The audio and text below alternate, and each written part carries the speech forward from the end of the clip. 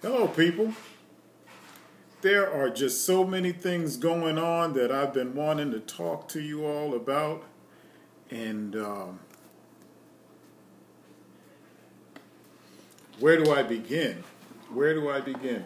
I'm finding so many more things that connect the dots, and and I just wanted to share some of them with you. I don't want to seem fanatical. You know, people start thinking, well, you can't listen to him because he's crazy. You want to get in on the video, Isaiah?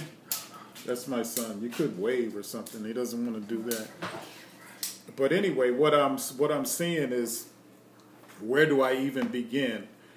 I know that net, what is it? Net neutral. Net neutrality. Net neutrality. See, my son can keep up with that kind of stuff. Me, I can keep up with the principles better than I can keep up with the particulars, and that's something that I'm seeing. Among a lot of my social media contacts, that their mechanics have the spirit of mechanics when it comes to logic and law and so forth. You got to get the words right. You got to get this, exactly spelled out the way the mainstream media would put it. Do your investigative reporting and have everything, all the I's dotted and the T's crossed, and I'm just not really feeling that any more than I'm feeling the idea that I'm going to wait until I get 1,000 people on here before I start talking about what I'm talking about.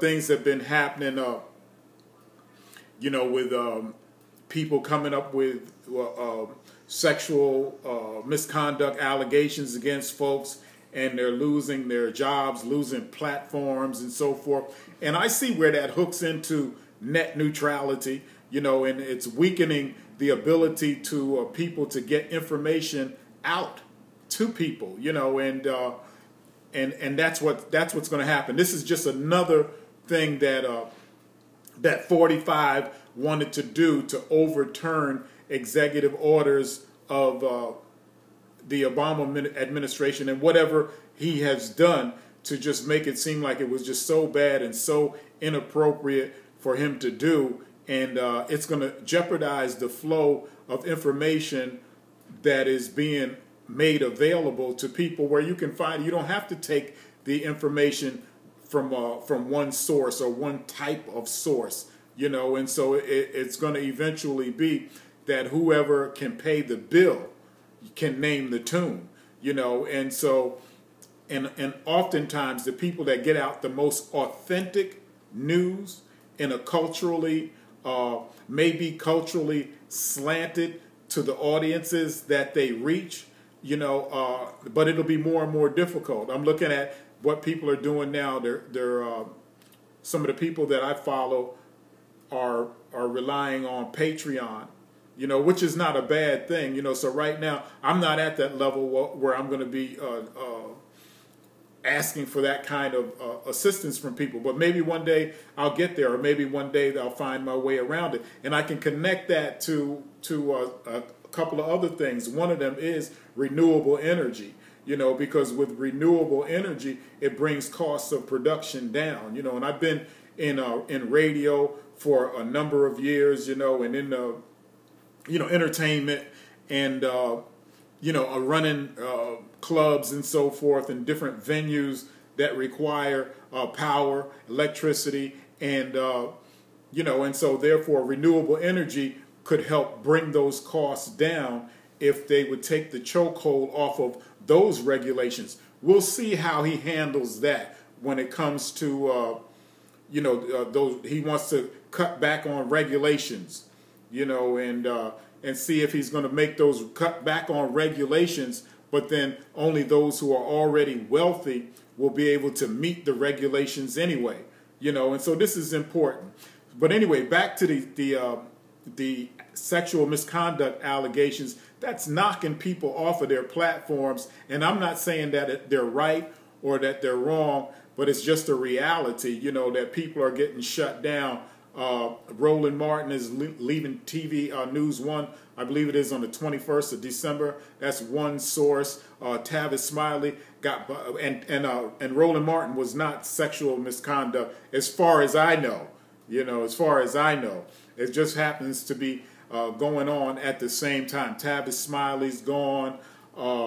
Just so many in the media are being taken down, and also this lawmaker in Kentucky, I believe it was Don Johnson, if I'm not mistaken, a evangelical minister who is also a state senator in Kentucky, shot himself, killed himself a couple of days ago after hearing allegations of sexual misconduct on his part.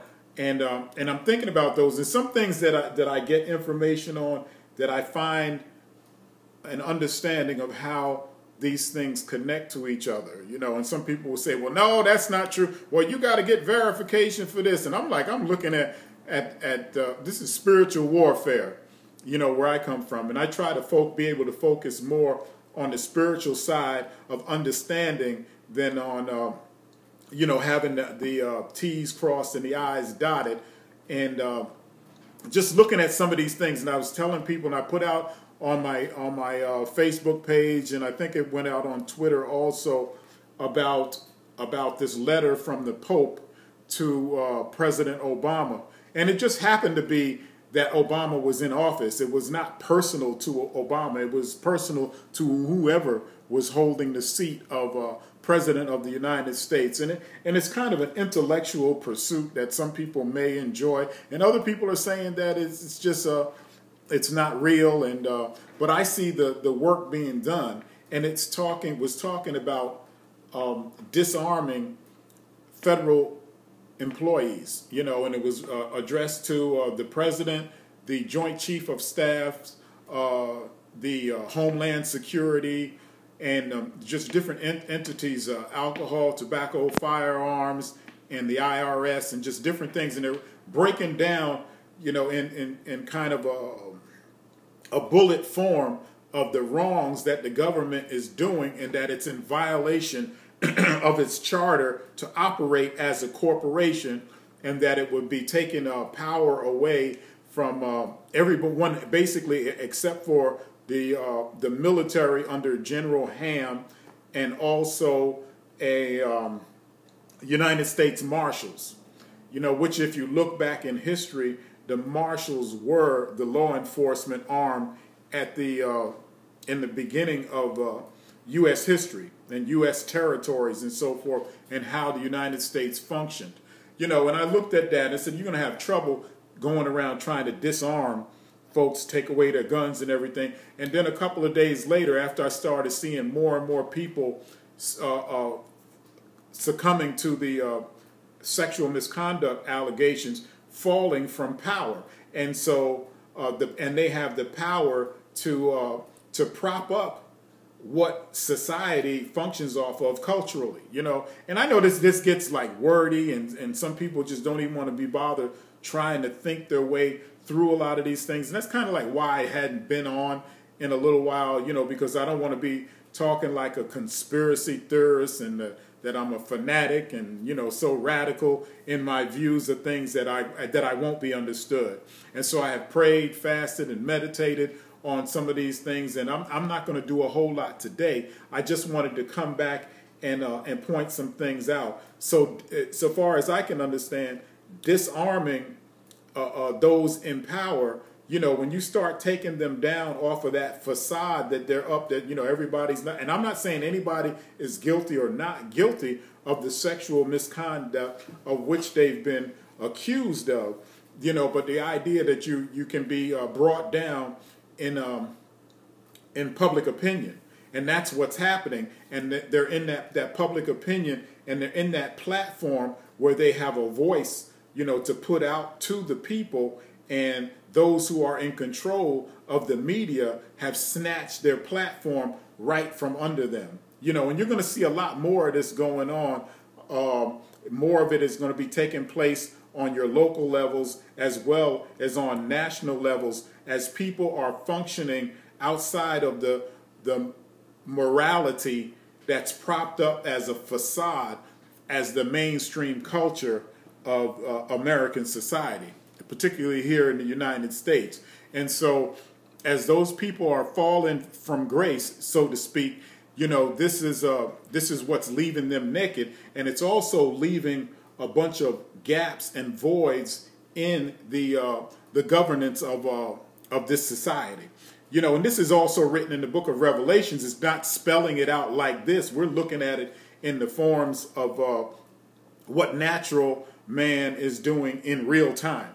And another thing that I wanted to point out, because people try to diminish and dismiss the idea of the impact of slavery, which supposedly ended in 1865, and how it could generationally still be impacting folks, in 2017, is that you had people, slave masters were actually raping men and women, that created an element of fear in the very DNA, in the chemical and psychological makeup of the former slaves. And people, want to dismiss that. Oh no, get over it, but you don't. I'm not even going to do a comparative analysis. I'm in terms of other groups that have suffered from different things long ago, and they still are being compensated or recompensated for the pain and suffering that they've had to go through. And once again, another movement has taken front page and front stage over the issues of the quote unquote black man, African American descendants of slaves here to this very day.